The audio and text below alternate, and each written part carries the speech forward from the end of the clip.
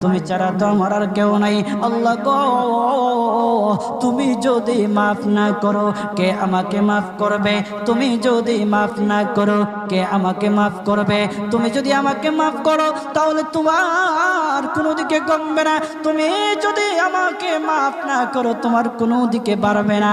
আল্লাহ গো, তুমি আমাকে মাফ করে দাও। সারাটা জীবন অন্যায় কাজ করেছি, সারাটা জীবন নাফরমানি করেছি, আমার কাছে কালেমার দাওয়াত কম আসে নাই, আমার কাছে কালেমার দাওয়াত কম আসে নাই, আমাকে লোকেরা কম বোঝায় নাই। ওগো আল্লাহ, তুমি আমাকে মাফ করে দাও। মাফ না করলে কোথায় যাব, কার কাছে যাব?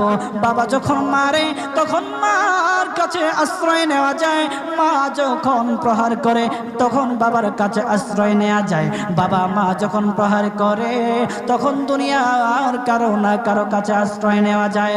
ওগো